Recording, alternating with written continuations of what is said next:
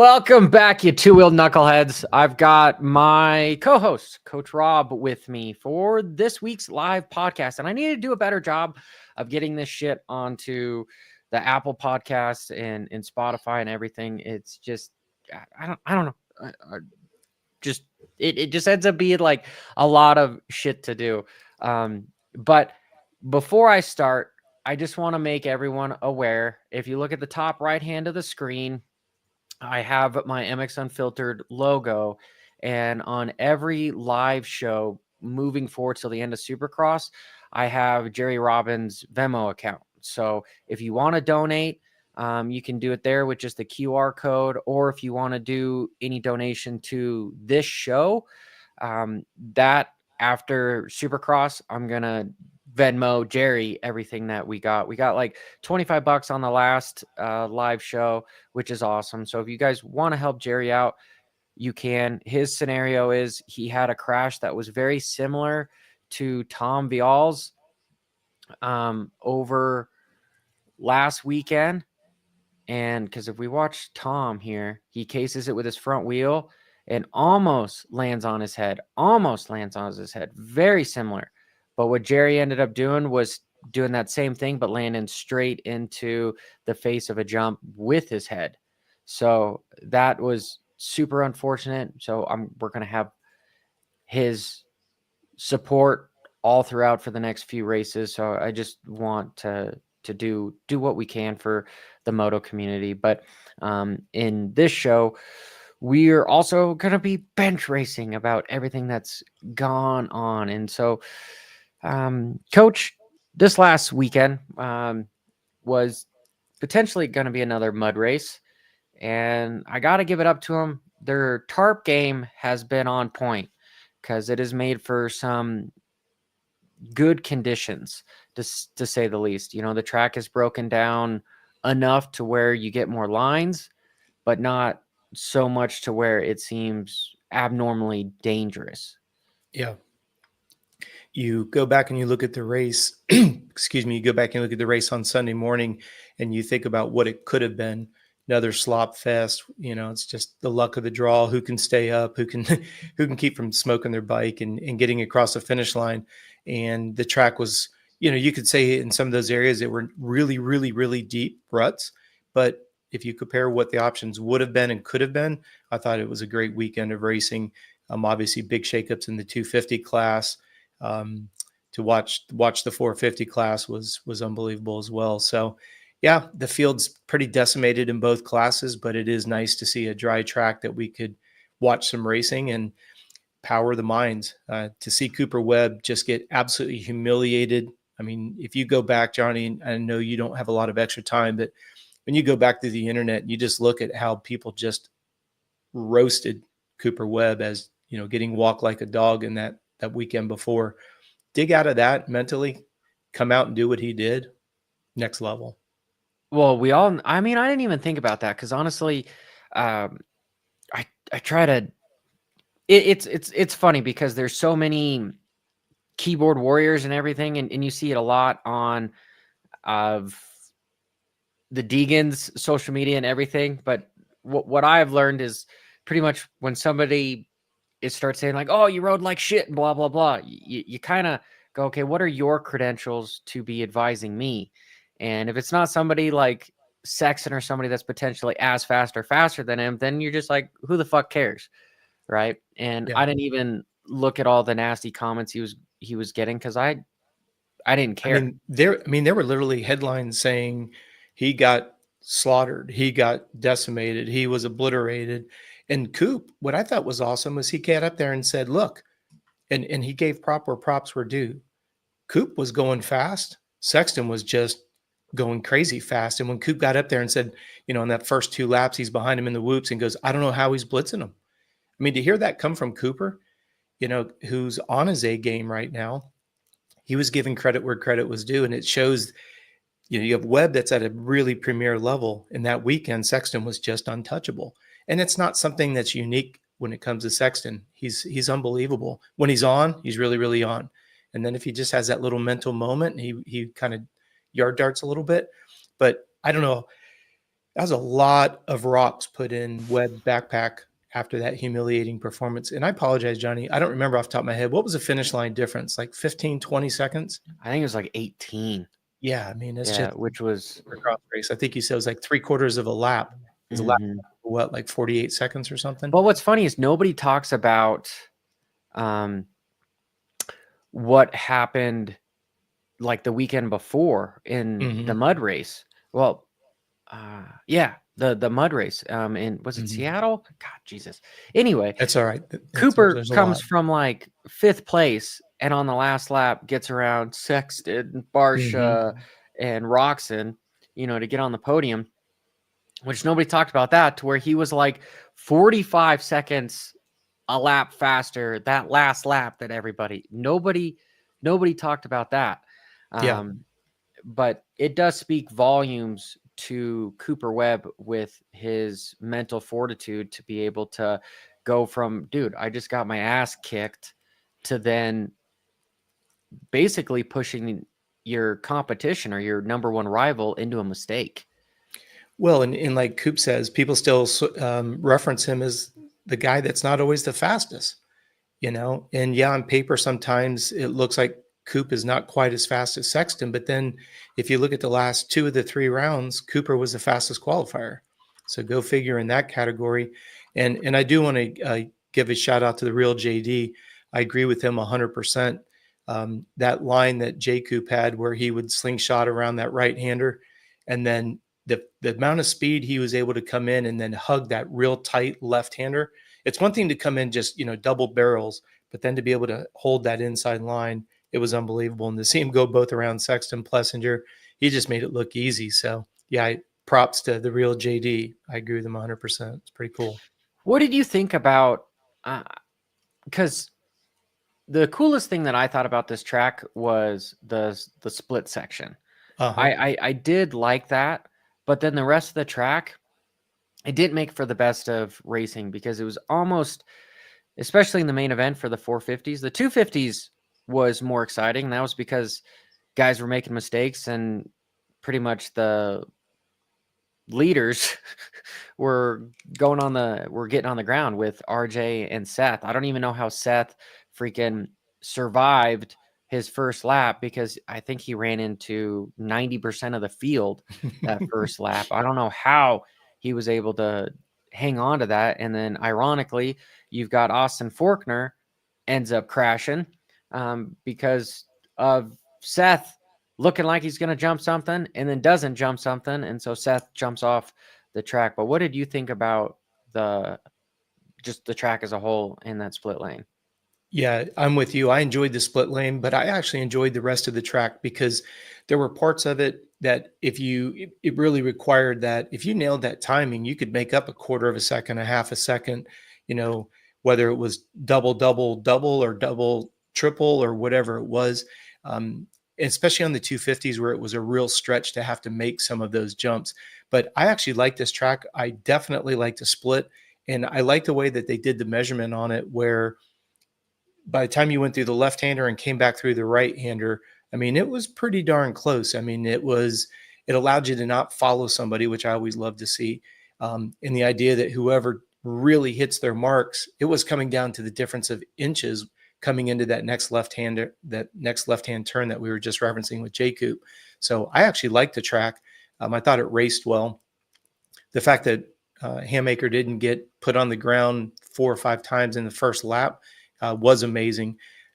I said to Michaela when Forkner hit the ground, can you imagine what's going through Forkner's head when he lands on top of that hay bale? And unfortunately, he did hit his head, and I hate to see that with him with his, post surgery. But that poor guy, he's showing some sparkle like we used to see of him. But when it comes to Lady Luck, he's definitely coming up a tad bit short on that.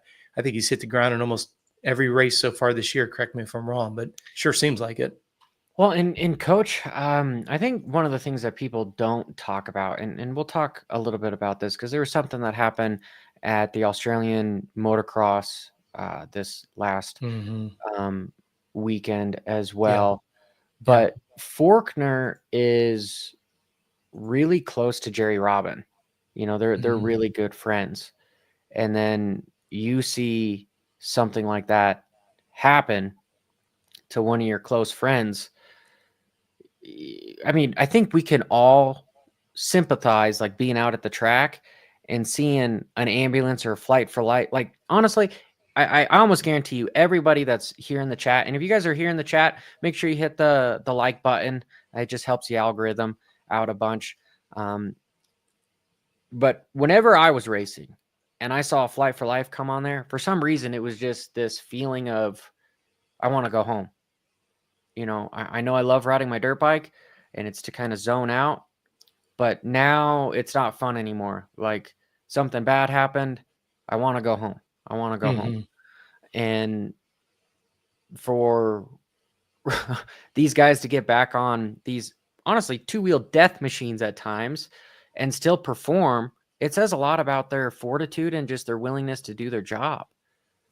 And so Faulkner's one of those guys, and it sucks to see him keep hitting his dirt. Like, before I just finish my train of thought, Nate Thrasher posted, or his wife posted, you know, my body doesn't know the difference between being chased by a shark or watching my husband ride. She said something online. Maybe it was like getting chased by a bear or something, but it's true. You know, I showed my wife that, and she just instantly looked at me and she was like, "Fuck you, Johnny. Like, I hate watching you ride," because that's just what it is. I mean, I went to the track this weekend because I needed to zone out. You know, privately, we talked a little bit about some of the stuff going on in my life. That's why I'm sunburned here. But I told my wife, come with me. I want my little girl to watch me ride and whatnot. And so we go ride, and I'm riding my brother's bike.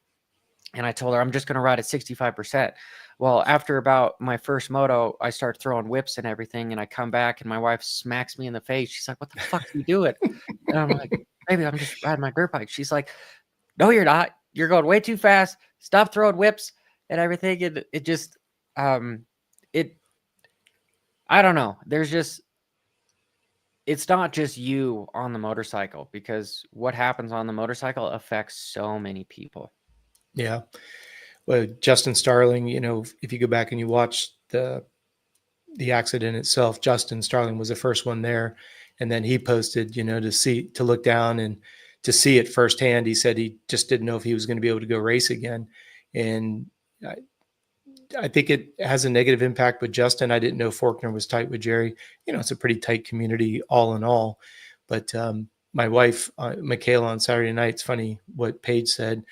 Michaela said, "I don't know that I could marry a motocross racer or a police officer, because the fears would just be paralyzing." And to your point exactly, Johnny, it's like our decisions influence other people. Now, you know, Paige has been with you. When she met you, you were already racing. So it's not like she was trying to curb what you love and your passion. But like you said, when you hit that wall and you're pretty beat up, who was the first one there? She was. You know, who was with you every day in the hospital? She was. So Yeah, she's seen it. she like jumped the stadium wall. Like, she was there before the paramedics were there. Yeah, that's why you put a ring on it. You know what I mean? It's just says a lot about her character. My son and I were talking about it on Sunday because I had heard about the death in Australia, and I had heard about, you know, obviously the Jerry Robbins we'd seen the week before. And my son and I were talking about, it's like, if we're about an hour apart from one another. He actually lives about 10 miles from the venue of Mini O's, and he's got a big piece of property out there. And we were talking about riding dirt bikes. And I said, "Dude, I would get a 125 and I would keep it as stock as possible just to slow the speeds down.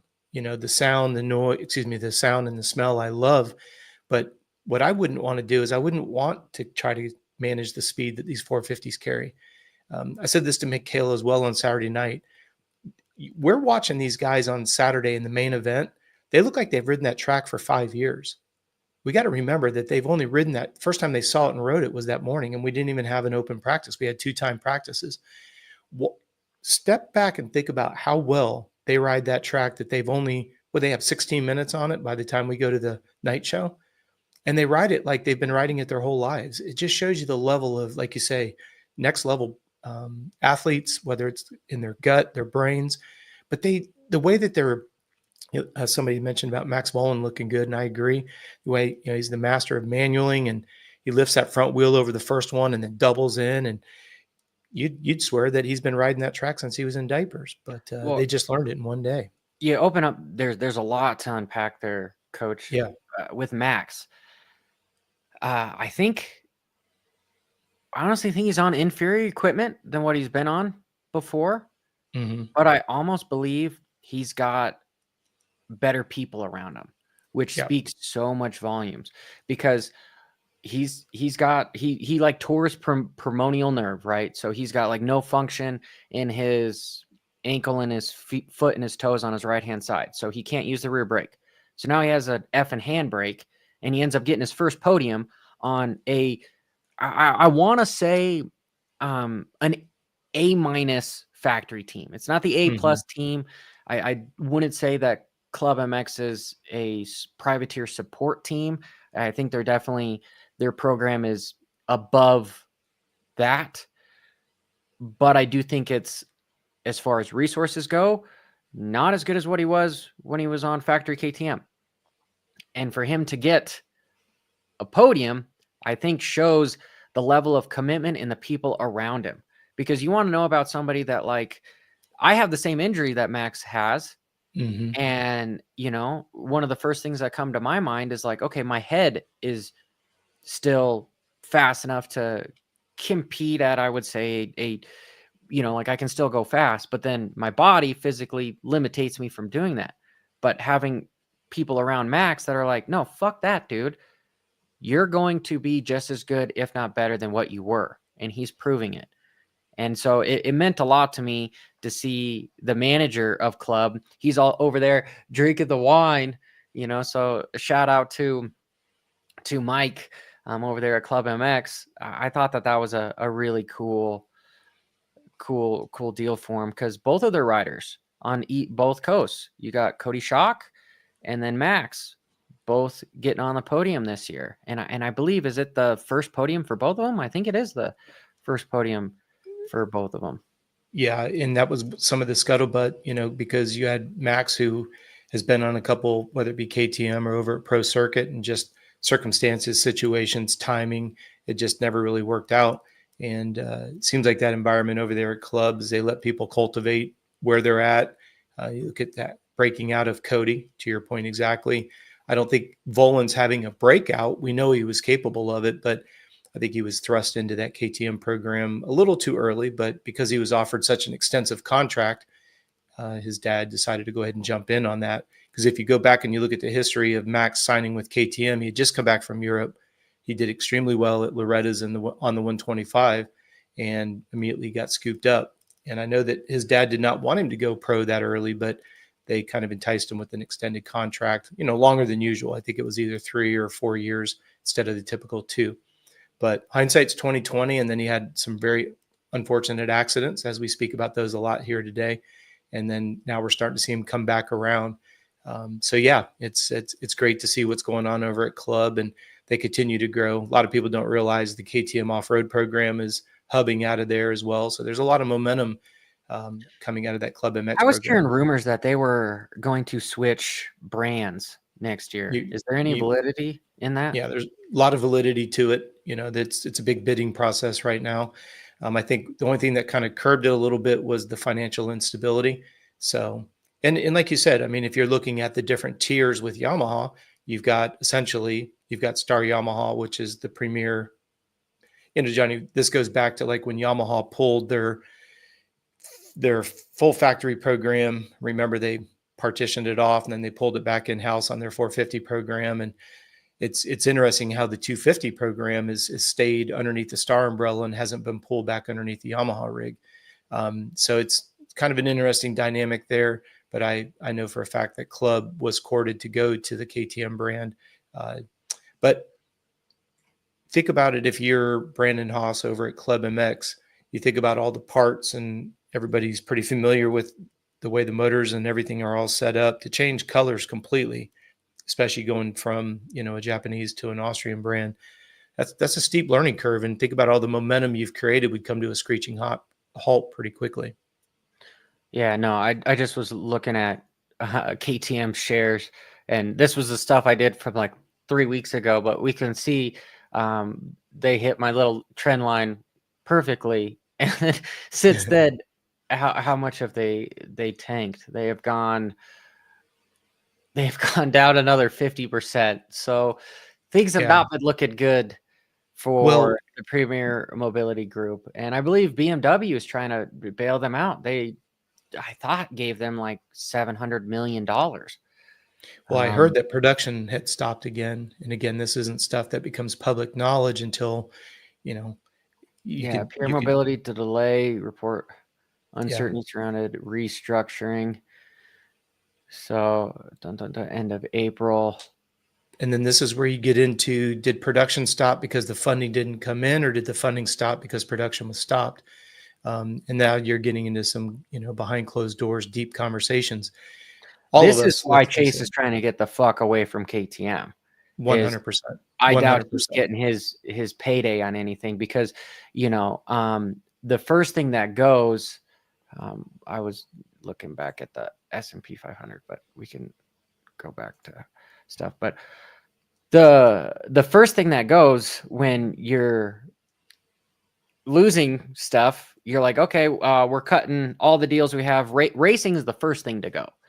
I mean, look at what Suzuki did. Racing, first thing to go. Boom, we're stopping all production on all that stuff, all the funds. And then if you're really going out of business, coach, like we were talking about, you start stealing other people's money. That's right. And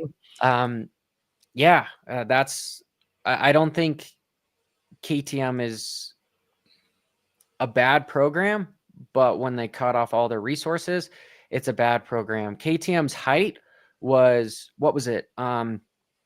14. No. It was 15, 16, 17 when Dungey won like 3 titles in a row. And they were And that acquiring was, companies left and right. yeah, that's They when acquired KTM, felt bicycles and everything else.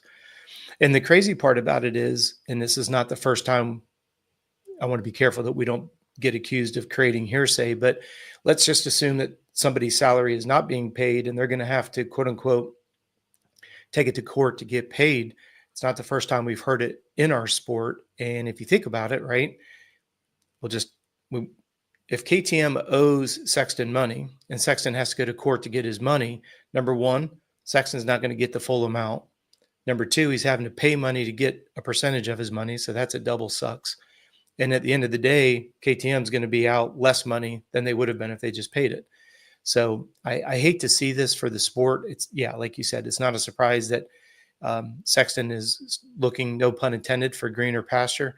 He's found it with Kawasaki, and it'll be interesting to see. And of course, it changes up. Where does Tomac go? Like we talked about, I don't know that he wants to go to Ducati with a platform that's not validated.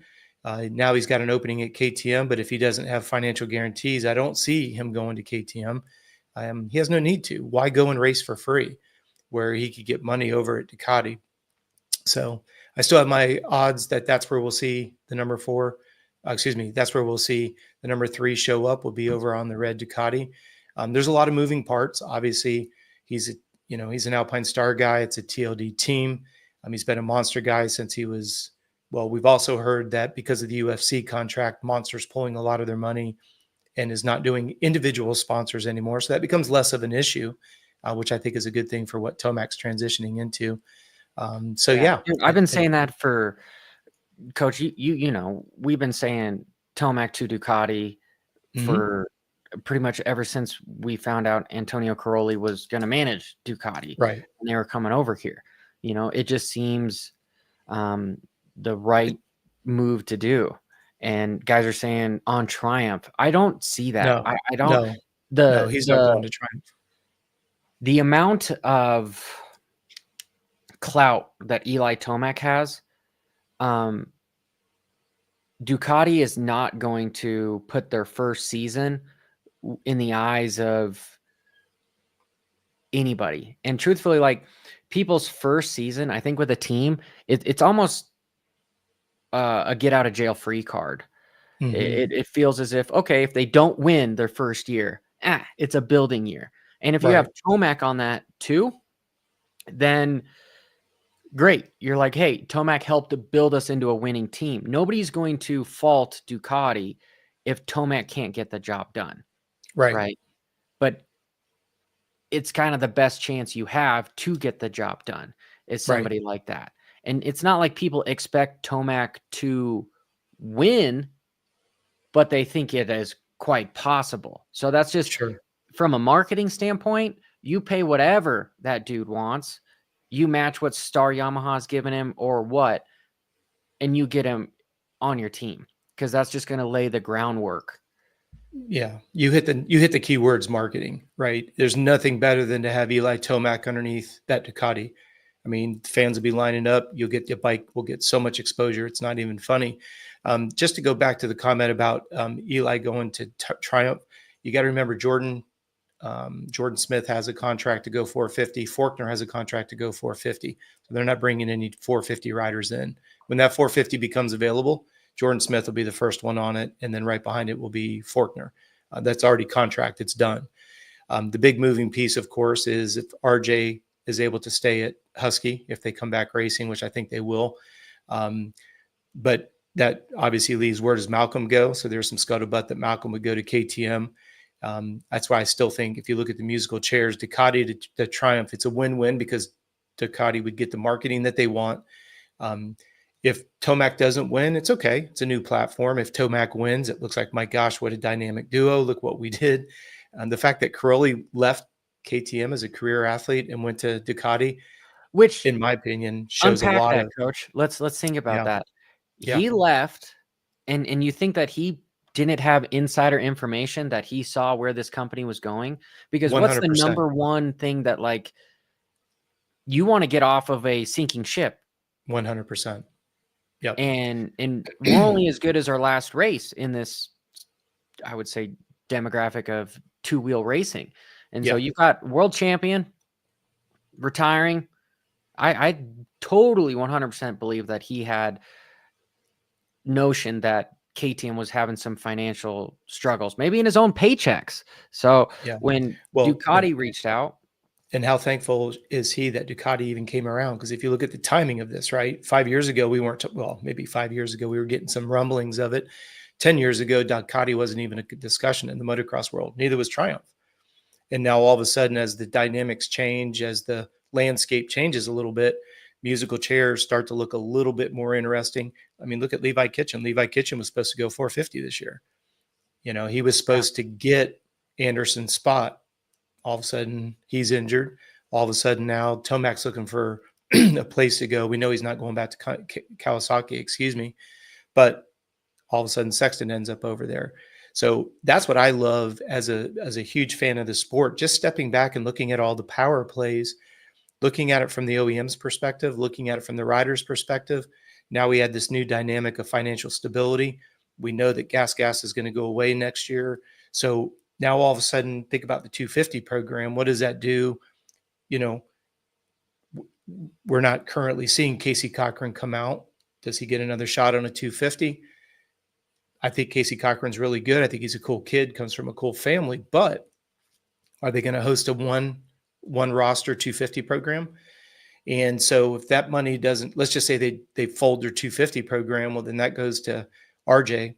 Well, are they going to roll an 18-wheeler to the race to have one 450 rider and that's it? I don't see that happening. That seems relatively cost prohibitive. So do they keep one 450 with RJ? They keep one 250 with Casey Cochran, right? I mean, it's just there's all these music. Well, I can't say, because didn't Casey Cochran get shifted over to Gas, or was it the other way around? Right? I mean, it's just there's all these. I think he got shifted over to Gas. Correct me if I'm wrong. Somebody in the chat room here.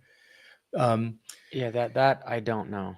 Yeah, but Sorry, that whole Pierre Mobility group is going to be very interesting to see. Thank you very much. Yeah, so he went over to Gas. That's what I thought.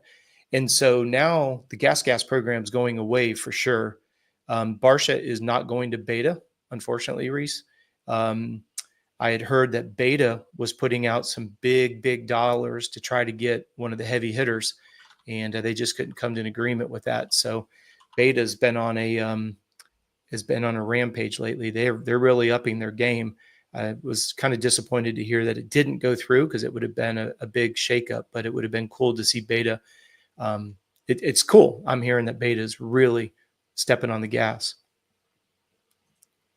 And okay, coach, I know not everybody knows this, but what happened, what round 3 of the Australian Championship was in Moto 2 of MX1. You had Joel Evans, and isn't he, gosh, isn't his sister married to, uh, gosh, who's the other factory? Who is the MXGP rider over there? I apologize. I'm not real sure because the way that the dynamic of the Australian scene has kind of changed a little bit, like with OSX and stuff, and then with the MXGPs. Um, it's kind of like when you go over to Britain, and it's like you've got the British Championship, which is different than the MXGPs that come to Britain. So I don't know who she could be married to. Yeah, gosh, I'd have to look at it. I thought she was married to one of the pro motocross riders over there, and this was her little brother. But Joel Evans ended up having a gnarly crash, and from some of the stuff that I sort of heard was it was a huge like uphill triple, and it was like a 4th gear deal, and he got cross-rutted, but they canceled everything, in condolences. But it's just super sad, right? I mean, we just have so many guys, I mean, you got Jerry Robin over here. It seems like even it wasn't that long ago over Easter, you had, was it Chad Reed's little girl breaking her back? Mm-hmm. And it just was like, damn, what is going on? And I know I've heard some interesting things about this as well. If it's kind of you know me, Johnny, I'm not into redistribution of wealth. I'm not into everybody gets a participation trophy, but man, it wouldn't hurt us to slow these bikes and these tracks down. I mean, a 450, I don't know about you, but you're a much better rider than I'll ever be. But I mean, a 250, I mean, is that not sufficient? And again, I'm not here to try to level. People can ride whatever they want. That's a big argument there, Coach, because you slow the bikes down, the guys are just going to go faster because they're just going to be able to ride them harder, right? I mean, they tried that. Go back and watch, and I would encourage everybody to do this because I love doing it. Go and watch the old YouTube races, back at the Coliseum and stuff, and you got Wardy and Bailey and Johnson and the tracks. I need to do a breakdown on the difference of the tracks because the tracks really. It's like they just throw dirt everywhere. There's no rhythm on the tracks. And I just think that goes back to, and even when they had some of the bigger guys like Brock Glover and those guys, and Johnny, can you help me out on this? What was the biggest bike back in the day? Supercross has always been 250, or did they run the YZ 490 in the Supercross? I believe that they had a 500 championship. In the Supercross, they had 125, 250, and 500.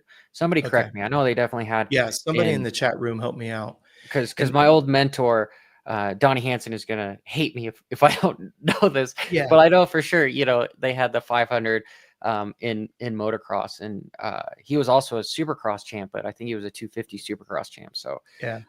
Well, you go back and you watch the Supercross and I see, exactly what Dookie is saying right here. It's not a bike issue.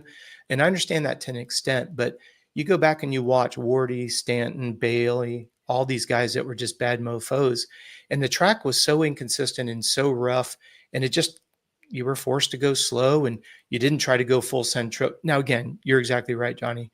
We've got little kids on 65s that are sending the finish line jump at a Supercross. I mean, it's just, I'm not saying that there's a way to level it, but why not slow it down some way? It's like NASCAR when they put the plate on it to slow the cars down, restrictor plates or whatever. I don't know. It's just when you see in the course of 6 to 8 weeks, it's just like the injuries are getting. 450 isn't big enough. Wazo, a 450 isn't big enough for Tomac. I agree, right? I agree. Yeah. I love riding 450s here at 7,500 feet because they're just easier to ride, Yeah. And like when I was riding this weekend, the track was dry and slippery. I was on an aggressive map and I was on traction control, because it just had too much power to it. And the biggest thing about the Starks that scared me was the ability to have that motorcycle be so out of hand because of how fucking nuclear fast that bike was. I did a few laps at 80 horsepower and I was like, this thing is no fun to ride because my pecker feels about this big and my Sure. butthole is pinched the entire time. Yeah. And, talking to some of my buddies, Nick, who does the amazing whips and everything, I'm like, dude, what horsepower do you run at? And he's like, oh, dude, I'm anywhere between 45 to 60, and so he's using half to 65% of the bike's ability for Yeah. things. And so I don't know, coach, like it's such an argument with this stuff, but I honestly think if the tracks were tamer, we'd have better racing. Just But then everybody would complain that the track's boring. And we've teased about it here on your show before. We're human. We're never happy, right? Track's too fast, track's too slow, track's too smooth, track's too rough, bike's too fast, bike's too slow. It's we're never going to be satisfied with it. And I say that totally tongue in cheek, just as a human. We're never satisfied with anything. It's too hot, it's too cold, I'm too full, I'm too hungry. But at the end of the day, Tim has got a good point there. Now we're back to the paddle tire that you've talked a lot about as well, Johnny. If the I bikes hate can't that fucking accelerate, like, tire. yeah, That tire, it should that tire should totally be banned. It eats up eats the the track track, up. Yep. and you make some gnarly kickers everywhere, makes it more dangerous, and I don't know, it's just the knobbies are too big on it, and it's an unfair advantage to anyone else that's not running it. I mean, the sidewalls you don't have as big a knobbies on the sidewall, so your turning speed's not the best. But honestly, like when you look at a lot of the moto tracks and everything, most of the time they're not crazy laid over anyway, especially in Right. Supercross. This stuff is just a 180 degrees straight, 180 degrees straight. So Yeah. Well, and when you look at, you keep replaying Vialle right there, and think about that. That's on a factory bike, right? And you said this last week, like when Sexton cases something, he's able to roll out of it. If you and I had a bike and we case, we're going to eat major shit. And that's a factory bike. That. Well, we don't know for a fact. Like when I was working with Chisholm, I was amazed how stiff James's forks were on that Sam Manuel Yamaha and how soft the rear end was. It's just, that's the way James liked to ride it. But you watch those forks compress when Vialle goes through there. And yeah, like you said, very fortunate that he got over the top of the next one versus yard darting right into it. Kind of scares me. It reminds me of the Ian Treadle accident where you're coming straight look right at his there. head right here. Yeah, right. Boom. Boom. Barely. Yeah. But, and this opens up another can of worms. He was not put through concussion protocol, which I call red flag on that one. And it's not that, like I'm a worrywart, but we go back to that one race where, and I apologize, Johnny, you have to correct me every time. Who was it that got airlifted out because McAdoo landed on top of him? Was it Benny Bloss? No, I thought it was Chris Blows. Chris Blows, that's who it was, and he ended up having a helicopter ride because you have a guy that rung his bell. And then this is what irritates me. We look back at it and we go, well, maybe he shouldn't have been on the track. Well, he was on the track. And unfortunately, he shouldn't have been on the track. And in this case, you watch him hit his head, and he even mentions it on the podium that he hit his head really hard. I don't know. Is it favoritism? Is it bullshit? Like, what are we dealing with here? I do think the sport it's been too slow, but they have made progress in safety stuff. Because again, I don't think that there's any irony in the fact that we've had like 7 red flag restarts. It's just them helping the riders more. Yeah. I don't think this year's any different than any other year because, what was it last year? You had even more riders that were out than now. And so, and then David does say that, yeah, there was the 519. Oh, thank you. Okay. Well, and at that point in time, it goes back to what you said, Johnny. At that point, you had David Bailey running a full works, 500, and gas tank went down behind the Kickstarter, and you had Johnny O'Mara's Mugen, and it's just a lot of cool hand built type of bikes. And now you have your Formula One class, as you called it in the last show. But yeah, it just seems like the injuries, it's just frustrating. But you look at where we're at, we have a couple rounds left, and I don't know the exact percentage, but remember how excited we were to see these guys go up against Deegan, and then people didn't race them on the West Coast because people were injured. So you have like RJ coming over and racing the East Coast, but now he's got a wrist injury, so we're not seeing 100% of RJ. It's just, and then, Seth Hammaker has shown you get a good start, it's over. I mean, as much as we joke and call it start cross, I mean, it was just evident of it. He got wheel spin in the main event, and he came through the pack, but he did, kind of stagnate there once he got around 6th and 7th place because everybody's pretty quick. But you get the whole shot and look at that heat race. I mean, he checked out like he was in another zip code. Made it look easy, but it's becoming start cross. And then if you could just not get yourself wadded up the season, it's just last man standing at the end of the season. And hey, it's the name of the game. You've got to be in it to win it. And we all know that. But if you look at the attrition rate, and Johnny, we could grab a piece of paper and go through each one of the factories. All of Honda's out. You got Barsh out with TLD. You've got both guys out at Cowie. You've got Roxon's the only sole man standing at Suzuki. You've got Sexton and Plessinger, the only two, both guys from KTM. So if you think about it, Suzuki, and I guess you could say Malcolm at Husky, that's the only, of all the factory teams that started the season, they're the only two teams that are still intact. Would be Roxon with Suzuki, KTM with Sexton and Plessinger. I guess you could say Beta still has both of their guys out there with Oldenburg and Benny Bloss. So yeah, I don't know. When are we going to learn when you have these back-to-back weekends and then we act surprised? Well, we don't act surprised. We know it's just a matter of time, unfortunately. How decimated is the field going to be by the time we get to the end of the Supercross? Well, Coach, this is during my live show, the reaction deal, which now everybody's doing. But yeah, imagine that. Okay, but sorry, small Hopper bitter moment about things. Justified. I was talking about just having less races, because again, you create a scarcity with having less is more. And let's say as opposed to 17 races, we had 10 races. Mm-hmm. You might still have Tomac. You might still, Roxon might be still healthy because these guys might not train as hard during the week or whatever. They'd have time to heal.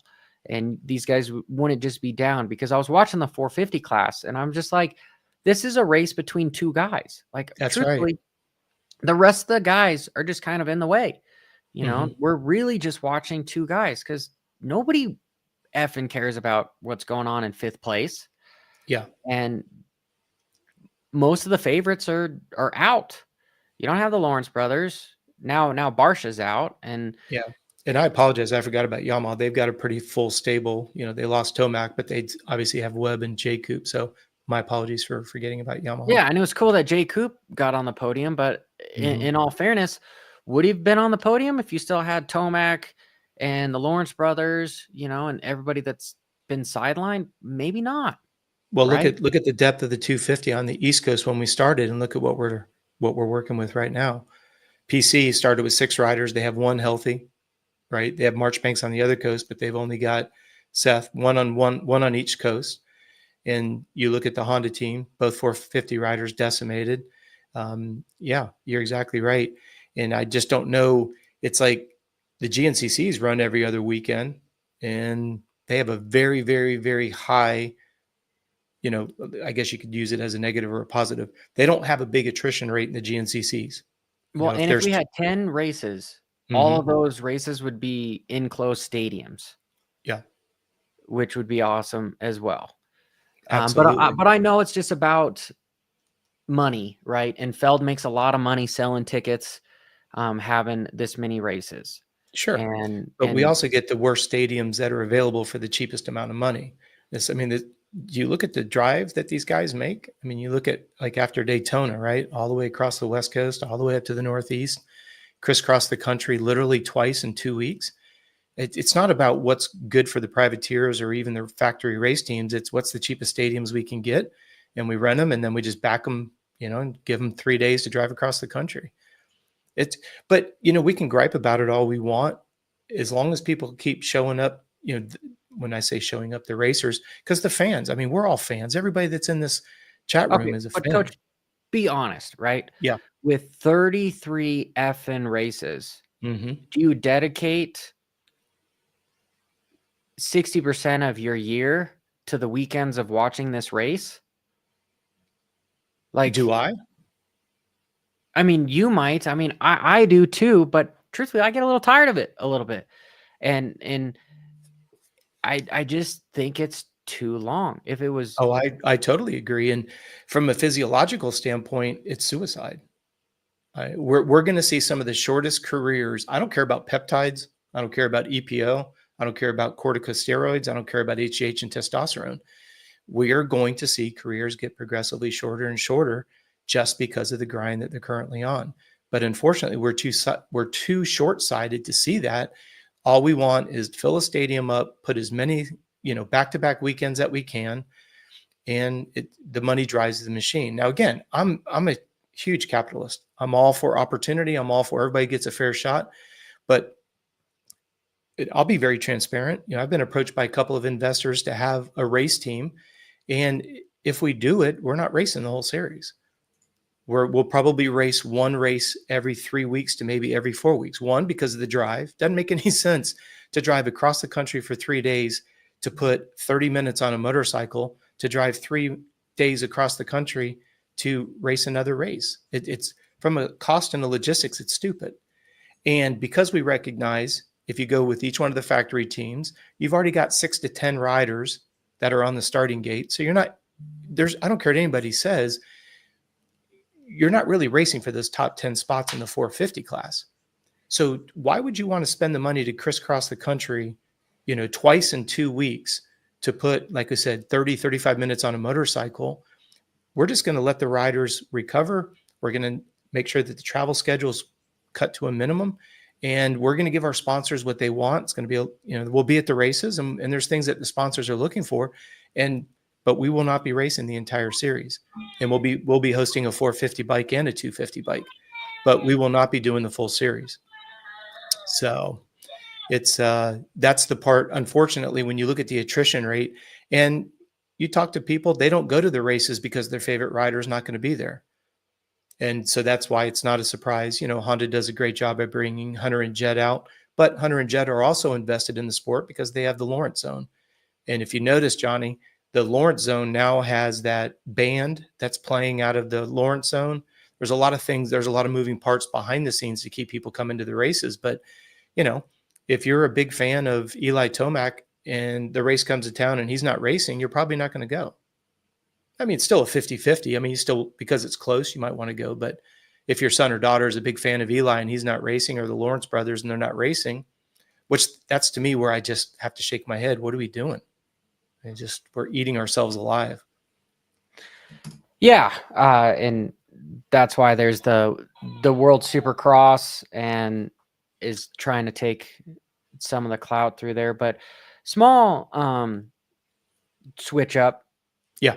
Does Sexton have any chance of winning the championship with 2 races to go? Absolutely. All it takes. Yeah, all it takes is Cooper tucking the front end like Sexton did. All it takes is a stupid mechanical. It's the two-wheeled world that we live in. My goodness, anything can go wrong. We could get a mud bath, and it's just now everything changes all over again. It's the closest racing that we've seen, except when we went outdoors and Tomac and Sexton were just beating the living daylights out of each other and 30 seconds ahead of everybody. No, this is exciting, man. You got that East Coast. It's winner takes all. And because all it takes is a bad start. what's the points difference? 11 for Webb and Sexton right now, I think it is. It's 12. 12. So, yeah, it's not over till it's over. And 25 points for first, 22 for second. Then I think it's 20 for third, and then it's 19, 18. Yeah, and everything from there. But regardless of the points, right? It's all a matter if something stupid doesn't happen, silly mechanical. I'm just not trying to be negative, but we've seen bikes break, and we've seen it outdoors. Remember that one summer when AC was riding for PC, and one weekend his bike blew up, and the next weekend Forkner's bike blew up. I mean, because those motors are 1% from either finishing and going fast or grenading. So no, I think it's cool. Anything can happen. Yeah, just like what Tim says here. I mean, heck, Tomac blows his Achilles out with 1 round to go. I mean, who would know? Who would think that stuff was happening? So you have the physical. We talked about the durability, and you have the mechanical. Well, and I think, I guess with the points gap, it makes it exciting. It makes that like, Yes. hey, 2 guys are not going to phone it in, because it usually by this time somebody has around over 20 points or more lead. Where What time is focusing on? What time is focusing on right now? He's focusing on outdoors. Yeah. He doesn't have a chance for number 1, period. So your point's exactly on bullseye. Yeah, but you've got Sexton and Webb that are both going to try to win races, just sheer win. What did you hear Plessinger say 2 weeks ago? Last weekend, right? Not the weekend that we just had, but the weekend before. Remember what he said on the podium? I've been doing a lot of riding of motocross, so I was a little bit rusty getting up to speed on Supercross. I mean, it came out of his own mouth. If that championship's out, they're going to automatically start, and you can guarantee that Sexton's not touching outdoors right now. You can guarantee Webb's not touching outdoors, and Webb's been vocal. He doesn't give 2 shits about outdoors. Never has, never will. There's not as much money in it for him. It's a long grind. But at least what I like about Webb is he calls it a Supercross only contract, to be honest. Yeah. Well, and that's where you get into the influence of Monster and some of the other ancillary sponsors that might want to see him out there. But Webb is not bashful to tell you that he doesn't care about outdoors, never has, never will. And he wraps this Supercross championship up. And as the old saying goes, right, he wins the championship, he gets an automatic renewal and double salary.